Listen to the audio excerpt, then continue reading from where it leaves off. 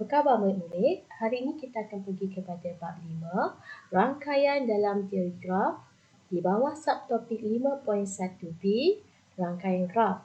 Untuk subtopik ini, standard pelajaran yang kamu mesti faham ialah kamu dapat membanding beza graf terarah dengan graf tak terarah serta perbezaan antara graf berpemberat dengan graf yang tak berpemberat. Okey, jom kita belajar. Okay, so di sini graf terarah ialah graf dengan keadaan tepi yang mengaitkan dua bucu ditanda dengan arah kaitan, dan graf terarah biasanya digunakan untuk mewakilkan aliran suatu proses peta jalan raya, peta penerbangan, litar elektrik, rangkaian komputer, carta administrasi dan sebagainya. So bila kita sebut graf terarah, dia mesti ada arah. Dia mesti ada ke arah. So ini kita faham bahawa A pergi ke B, C pergi ke B dan C pergi ke A. So itu beza graf terarah dengan graf tak terarah. Graf terarah ada apa kelas? Ada anak panah. So kalau kita lihat contoh diberi, di sini contoh saja satu menunjukkan satu graf mudah dan terarah. So kita kata mengikut anak panah ditandakan, kita dapati bahawa tepi AB antara bucu A ialah bucu awal dan bucu B ialah bucu akhir. So pergerakannya dari A ke B. Bagi bucu BC, bucu C ialah bucu awal, bergerak ke bucu B iaitu bucu yang terakhir. Semua bucu berkait dengan satu arah sahaja. Kalau kita tengok rajah 2. Rajah 2 ni jom kita bincang. Ada berapa bucu kelas? Ada berapa bucu? Hello, ada berapa bucu? Saya tak dengar. 3. Ada berapa bucu pada rajah 2? Hello. 3. Ada berapa? 3. Kuat sikit saya tak dengar. Ada 3. Iaitu bucu apa? Q, dan R. Very good. So kita di situ ada 3 bucu. Lepas tu kita lihat pula kepada arah. Dia menunjukkan graf terarah yang mempunyai gelung. Ni kita panggil gelung. Dan berbilang tepi. Dia berbilang tepi mengikut arah anak panah yang tandakan. So kita dapati bahawa tepi I4, mana I4? Tepi I4, ni I4 ialah tepi I4 ialah bucu awal dari R ialah bucu akhir. Maksudnya P awal, P pergi ke R. I5 pula nampak R pergi ke P. Dan tepi 2, mana tepi 2? Tepi 2 ni tepi 2 kita tulis sebagai QQ, di mana Q ialah bucu awal dan berakhir pergi Q. Kerana I2 merupakan sebuah gelung. So kat sini ialah macam mana kita nak tengok graf terarah. Graf terarah ni ialah graf mudah, yang mempunyai gelung dan bilang tepi dilukis tanpa penandaan arah pada tepi yang mengaitkan dua bucu. Jadi kat sini dia boleh tulis dalam bentuk koordinat macam yang awak tengok dekat buku tu. Dia tulis macam mana? Dia tulis macam ni. Contoh tepi 4. Tepi 4 mana? Sini kan? So kita tulis sebagai P pergi R. Kita faham bahawa pergerakan dia dari P pergi ke R. Kalau saya kata I3, apa jawapan awak kelas?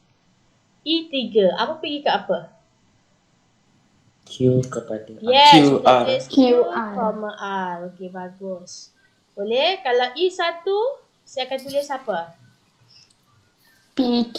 Very good. Itu yang kita kaitkan dengan apa? Graf terarah. Bagus. Now saya sharekan lagi satu slide. Kita tengok. So di sini saya stopkan. Alright. So saya pergi kepada so tadi kita bincang tentang graf terarah. Sekarang kita pergi pula kepada Okey, contoh iaitu muka surat 136. Okey, so kita akan lihat satu persatu. Nampak tak kelas? Kau awak kena zoom awak punya telefon Okey, yang pakai laptop tu mungkin dia nampak lebih jelas lah. Okey, so dalam buku teks awak ni, kita ada beberapa jenis graf mudah. Okey, hari ni kita nak cerita pasal graf mudah dan kita ada graf yang gelung dan berbilang tepi. So, kita pergi pada graf mudah dahulu. Apa yang dikatakan graf mudah? Okey, so graf mudah ni kita ada, tak dekat lah. So, kita graf mudah ni kita ada graf tak terarah. Okey, dan graf terarah. So, ini dimaksudkan graf tak terarah. Sebab apa tak terarah? Sebab dia tidak ada, apa dia? Dia tak ada anak panah. Yes, dia tak ada anak panah. Dan macam mana kita nak tulis dalam bentuk set dan set B dan set E? So, set B ialah vertikal. Vertikal ialah apa kelas? Bucu E ialah edge iaitu tepi. So vertikal dia ada 4. Okey, A, B, C, D. Tepi dia ada A, B. Okey, kita sebut A, B, A, C. Okey, B, D, B, C dan C, D. So penulisan kedudukannya bebas. Ya, kenapa? Bebas. Tak faham? Saya dengar tadi ada orang cakap. Okey ke? Okey ke tak okey? Okey tak? Nampak tak? Nampak tak dalam slide Nampak, cikgu. Nampak ke tak? Nampak. Oh, nampak. Nampak. Alright. Sorry. So, penulisan kedudukan pasangan ni bebas. Okey, bagus. Okey, penulisannya bebas. Okey, kita boleh tulis. Tak kisah di mana. Dan kedua-dua pasangan bucu AB atau BA boleh mewakili tepi AB. So, tak kisah. Okey, so tak kisah. So, macam mana kita nak kira darjah? Macam kita dah belajar, DA ialah 2, DB ialah 2, okey, DC ialah 3 dan DE ialah 1. Okey, dan dia pun jumlah darjah ialah bilangan tepi darab dengan 2. Okey. Boleh? Boleh? Kenapa DA 2 darjah? Sebab ada 2. DB, kat dia ada berapa? DB. Okey, DB pun ada 2 dan CD ada 3 dan D darjah bagi ada 1. Ini cara nak tulis darjah. Okey, kita dah belajar minggu lepas. Okey. Now kita tengok graf mudah terarah. Okey, sama juga vertikal kita tulis macam ni. Okey, cuma bucu ini kita kena tengok arah. So, kalau awak tengok kat sini, B pergi A, bukan A pergi B. So, kena tulis BA. Okey, C pergi A, tulis CA. BC, kita akan pergi B pergi C, kita tulis BC. Dan D, kita tulis D pergi C, BC. Tu penulisannya mesti mengikut arah. Okey, siapa dulu dan siapa akhir. Boleh kelas? Boleh? Boleh tak? Boleh, cikgu. Boleh. Okey. So sekarang kita nak cerita pasal darjah. Okey, bilangan darjah. So bilangan darjah, apa maksud bilangan darjah? Bilangan darjah setiap maksudnya apa maksud bilangan darjah yang kita dah belajar sebelum ini? Okey. So kita tengok di sini D in. Dia ada perkataan D in. Di atas ni yang graf tak terarah tak ada in. Ini masuk. D in dekat A ni bermaksud bilangan darjah bagi tepi yang masuk ke bucu A. So kita tengok DA. A ialah kita punya arah. Ada berapa yang masuk D in dia? Ada berapa yang masuk kelas? Ada berapa? 2. Kenapa 2? Kenapa 2? Sebab datang dari B dan datang dari C. So jawapannya 2. Okey, boleh? Boleh? Boleh, cikgu. Kenapa graf tak terarah ni jadi 2 kat sini? Sebab dia boleh jadi yang masuk ke ni 2. Okey. DB yang ni pun 2. Tak kisah dari mana. Kena kira 2. Okey, DC ni kira 3. 1, 2, 3 yang masuk. D ni cuma 1 saja. Tapi berbeza dengan graf terarah, kita tengok siapa in, siapa out. Dia ada perkataan in dan dia ada perkataan out. Okey, tengok di out A. Ada tak yang keluar dari A? Tak ada. So jawapannya sifar. Jawapannya sifar. Okey. Maka di situ darjah A ialah 2 tambah sifar. Okey. So jumlah darjah A ialah 2. Okey. Apa yang dimaksudkan dengan di out? Macam cikgu cakap tadi, di out, okey, di out A ni bermaksud bilangan darjah bagi tepi yang keluar dari bucu A. So memang tak adalah yang keluar, sebab tu di out dia sifar. Okey, boleh faham Boleh? Boleh. Okay, saya nak uji awak daripada gambar rajah tu. Okey, kalau saya nak D in C, berapa jawapannya? Pergi tengok C. D in pada C ada berapa? Yang masuk pada C ada berapa? 2.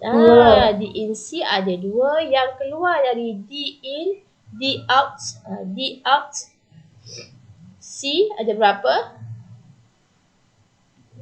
Ni 2. D out ada berapa? Yang keluar dari C ada berapa? Ya, 1. Tu cerita dia. Very good.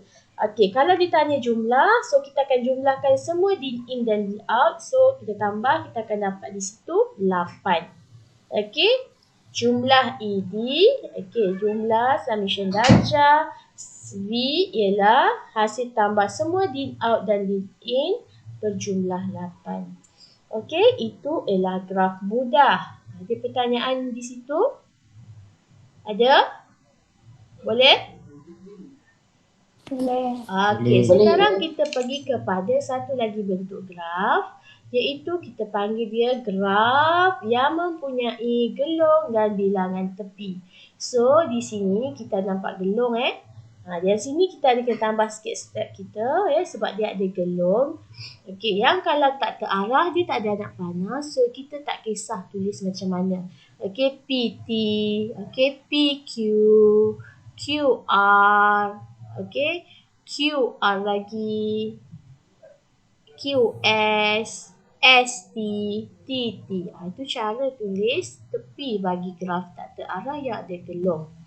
So, di sini kita tengok pada darjah P. Tengok P ada 2 keluar. Okey.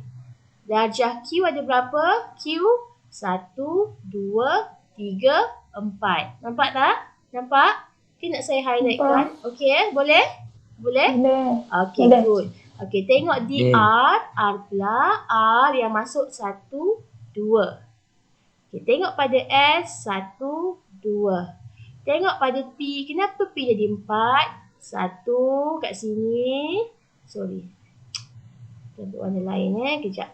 1 kat tepi ni, tepi yang garis ni. 1, 2, 3, 4. Sebab itulah dia pergi dan balik. Okey? Sebab tu dia jadi 4. 1, 2, 3, 4. Dan kita jumlahkan, kita akan dapat darjah bagi vertikal 14. Okey? Alright, so kita tengok graf terarah yang ada arah. Macam mana cara penulisannya? Vertikal tetap sama. Kita ada P, Q, R, S, T. Okey, cara penulisannya ikut arah. So, P pergi Q, Q pergi R, R pergi Q.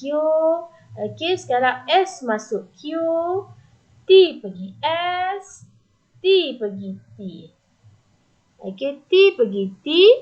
Okey, T pergi T dan T pergi P. Okey, so pengiraannya sama juga. Macam tadi, kita tengok din in dia berapa? Din in bagi P. Tengok pada P, berapa yang masuk pada P? Yang masuk pada P cuma ada 1. Berapa yang keluar daripada P? Yang keluar daripada P cuma 1. Yes. Okey, tengok D in Q. Okey, Q. Kita tengok pada Q. Yang masuk pada Q berapa? 1. Yang masuk pada Q dari P pergi Q. Okey. Lepas tu R pergi Q. Lepas tu S pergi Q. So, semua ada berapa kelas? Semua ada berapa? Ada 3. Very good. Alright, saya tukar pen Alright. Okay, kita tengok. Kalau tengok pada din in R. Macam mana R pula? R. Okey, R ni tengok pada R. Okey, R. Mana R? Sini R So, In dari R. Masuk ke R berapa? 1. Keluar dari R berapa? 1. Boleh kelas? Kita pergi di in S. Boleh, cikgu. S. Yang masuk pada S ada berapa? 1. Yang keluar pun 1. Kita pergi pada T. Okey, T ni kena tengok betul-betul. Yang masuk pada T berapa? 1 Dia masuk sini Dia masuk 1. Lepas tu yang keluar ada berapa? 1, 2 dan ni pun dikira keluar sebab dia tak bagi arah. Okey, dia tak bagi arah maknanya set gelung ni ada 2 lah. Macam ni dia bagi arah. So dia mungkin arah keluar dan arah masuk. So kat T ni, station ni kat sini, okey, yang masuk cuma 1 daripada gelung, yang keluar daripada gelung 1, kemudian 2 dan 3. So di situ ada 3 di out. Okey. So macam mana nak kira jumlah vertikal, sama juga kita kira darjah semua dapat berapa. Okey. Boleh? Ada pertanyaan untuk graf terarah dan graf mudah? Boleh? Boleh. Okey, so kita tengok kepada graf pemberat. Okey, kat sini kita ada 2 Kita ada beza antara graf pemberat dengan graf tidak pemberat. Apa maksud dekat situ? So sini kita ada jenis graf, graf pemberat ni dan graf tak pemberat. Grafnya jenis adalah graf terarah dan tidak terarah. Sama juga jenis graf dia. Terarah dan tak terarah, terarah dan tidak terarah. Tepi dia macam mana? Tepi dia diberi nilai. So kalau ada pemberat, dia akan bagi nilai pada pemberat tu. Tapi kalau graf tidak pemberat, dia tiada nilai.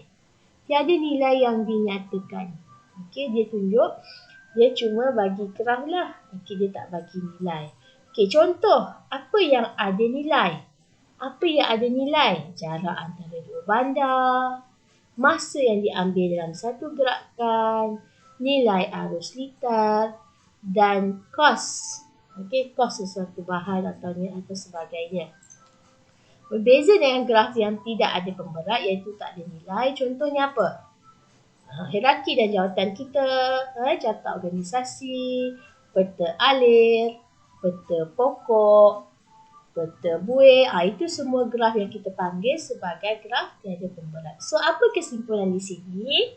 Kalau ada nilai, kita panggil dia sebagai graf pemberat. Kalau tak ada nilai, kita akan panggil dia graf tidak ataupun graf tak pemberat. Boleh kelas? Boleh? Boleh, cikgu. So kalau soalan tanya, itulah kriteria yang awak kena terangkan beza antara graf pemberat dan graf bukan pemberat ataupun graf tak pemberat. So kita tengok pada contoh 7. Saya terus kepada teks awak contoh 7 macam mana nak menjawab soalan ini. So di sini awak kena ada kemahiran untuk melukis. So di sini lukis graf terarah mengikut maklumat yang diberikan. So sekarang kita ada maklumat. B apa? B apa? Bucu. E apa? Tepi. Sekarang kita nak lukis graf terarah. Yes, kita nak lukis graf terarah. Kita tengok siapa dulu dan siapa kemudian. So, kita boleh lukis dengan berbagai cara. So, kita tengok contoh yang diberi buku teks, cara penyelesaiannya. Kat sini kita nak kaji. Siapa keluar, siapa masuk. So, awak pun boleh lukis lah. Kita ada kat sini, kita ada P, kita ada Q, kita ada R, kita ada S, kita ada T. Sebelum kita buat tu, kita kena tengok titik-titik yang berkait antara setiap satunya. So, di sini kita tengok pasangan bucu PQ. Pasangan bucu PQ maksudnya P ke Q. Betul tak? So, lukis satu garis P ke Q buat nak panah. Boleh? Boleh? Now kita tengok pada PR. Maksudnya P masuk ke R. So, lukislah R kat mana-mana. Awak nak lukis R sini? Boleh. Tapi susunannya akan jadi lebih kurang sama tapi orientasinya berbeza. Ikut titik bucu awak. So R masuk 1. Sekarang R ada keluar tak? R pergi Q ada keluar. So R pergi Q satu lagi garis. Lepas tu kita tengok pula S pergi R. So S masuk dekat R. So S duduk kat sini masuk pada R. Kemudian kita tengok pula S ada masuk Q, satu garis ke Q. Kemudian S ada masuk kat T, boleh tak T kat sini, boleh tak kat sini tak kisah. So, T kat sini, satu. Okey, U ada tak hubung kait antara tepi? Ada tak U? Ada tak U? So, kalau U tak ada, U tak ada. Bila U tak ada, maknanya U tu adalah satu bucu yang di mana-mana saja, tapi tiada hubungan bagi graf terarah. Okey? Boleh? Boleh? Boleh. Jadi keadaan bucu-bucu awak tak kisah. Kalau nak letak T kat sini, garis kat sini. Kalau T kat sini, garis kat sini. So sebenarnya jawapan dia ni ada pelbagai. Okey, tapi yang penting siapa in, siapa out. Awak kena ingat siapa masuk siapa yang keluar. Okey?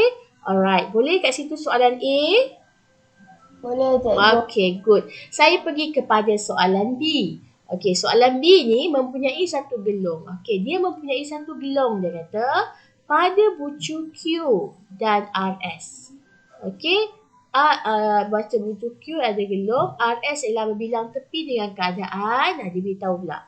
D in P1, D out P1. Okey, jadi macam mana kita nak selesaikan bila diberi ni darjah. Okey, sekarang dia bagi darjah. Okey, dia bagi darjah. Okey. Alright. So sekarang ni cara dia kita tengok penyelesaiannya. Okey, kita nampak kat situ ini keadaan asal daripada soalan A. Kenapa tiba-tiba muncul gelong kat sini? Kenapa? Sebab dia kata ada satu gelong pada bucu Q. So kita pun buat gelong lah. Dia cakap arah apa-apa tak? Tak ada. So kalau tak cakap arah, satu gelong ni memang grafik sini lah masuk sini. Okey, dan dia kata RS berbilang tepi. So pada RS ni, R ke S ni tadi kita pun bina berbilang tepi. So sekarang berbilang tepi dia R masuk S. So saya boleh lukis kat sini juga R masuk S. R masuk S. So keadaan saya R masuk S, R masuk S. Sama tak dengan gambar raja? Okey, gelong sebab kat sini. Sama tak dengan yang ini? Sama tak kelas? Sama tak? Hello, saya cakap seorang ni sedihnya. Sama tak? Sama tak? Sama, tapi orientasinya berbeza. So sebenarnya cara lukis tak jadi masalah. Orientasi ni ke mana, S ke atas ke, S ke bawah ke. Yang penting siapa masuk, siapa out tu kena ikut dia punya yang diberi dan darjah dia berapa. Boleh? Okey, sekarang ni kita tengok pada keadaan darjah. Kita nak semak. D in S. Yang masuk S ada 3. Dia bagikan yang masuk S ada 3. So semak, betul tak 3 yang masuk S? 1, 2, 3. So betul kat S. Kat sini betul. Okey. Yang keluar S ada berapa? 1. Okey, betul. Cek satu-satu. Alright. So yang masuk R kosong. Yang masuk R tak ada. Okey, betul. Semua keluar daripada R. Okey.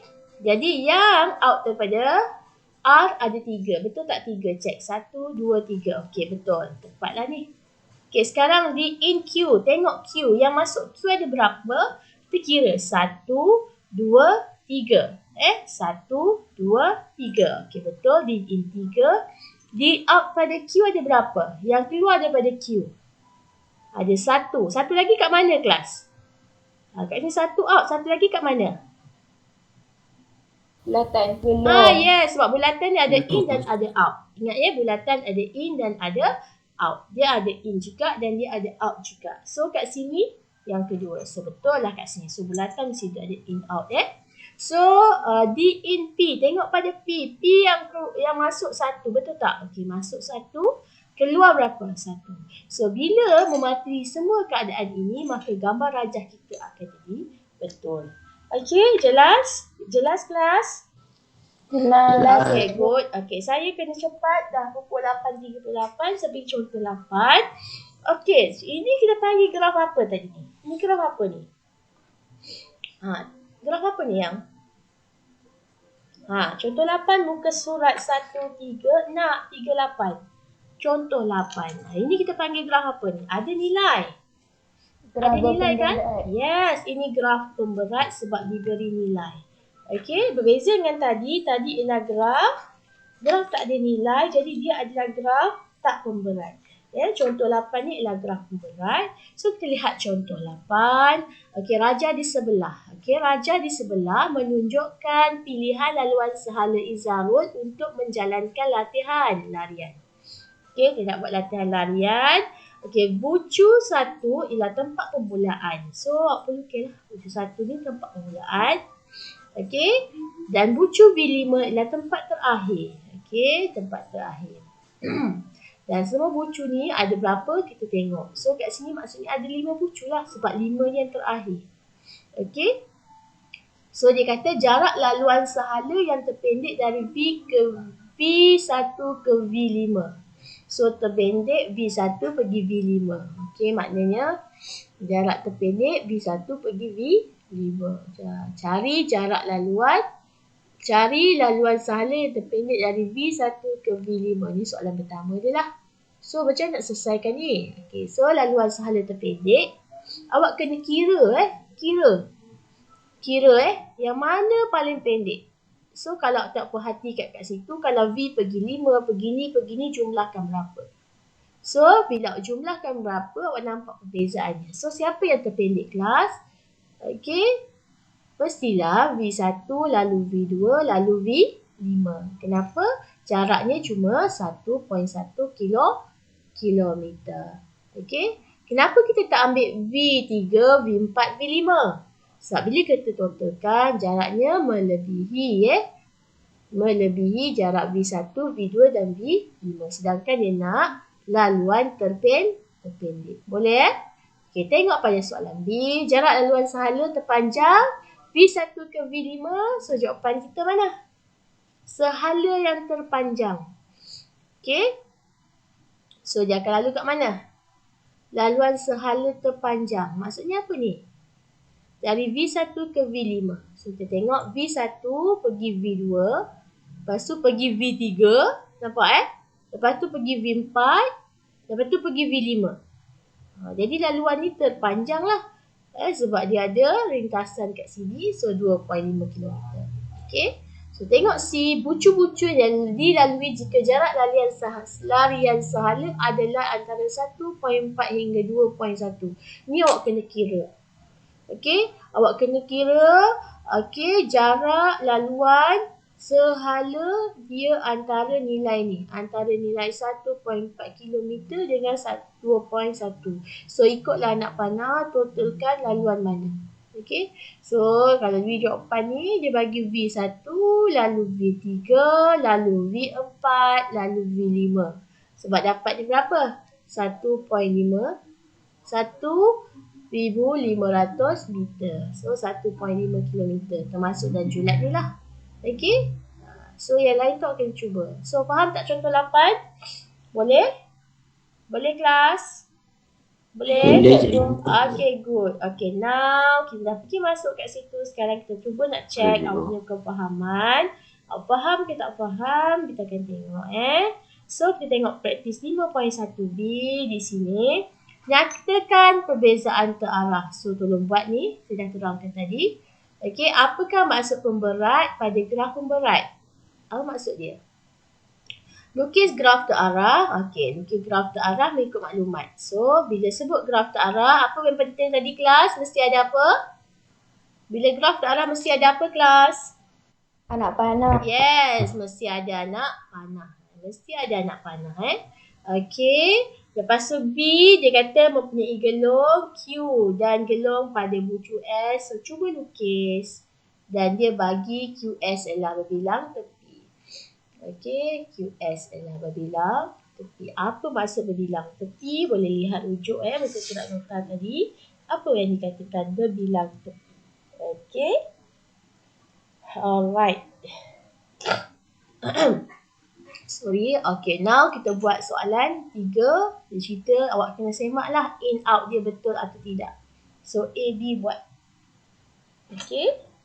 Nombor 4 ni dia cerita pasal graf pemberat. Bila masuk graf pemberat, dia ada nilai. So, ini nilai-nilai pemberat yang diletakkan lah. Okay. So pasangan bucu JB. So JB berapa? Tulis 11 poin. Okey. Dan cuba selesaikan untuk soalan 4AB. Okey.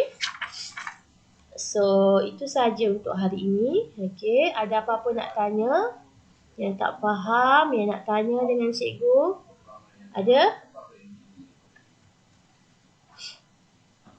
Cikgu, tadi Yes. homework nombor 3 dengan 4 je. Homework kita ialah 1, 2, 3, 4. Okey? Sebab kita tak tahu soalan dia nanti keluar dalam bentuk bahagian A ke B ke. So better jawab semualah 1, 2, 3, 4. Okey? Kat situ sebab ada minta definisi, beza kan. So latihan awak 1, 2, 3, 4 semua.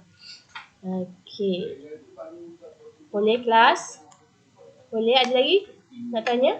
So hari ni tutorial awak tolong siapkan kerja, update kerja terkini. Jangan tangguh kerja. Okey, itu saja untuk hari ini. Terima kasih kelas. Assalamualaikum warahmatullahi wabarakatuh.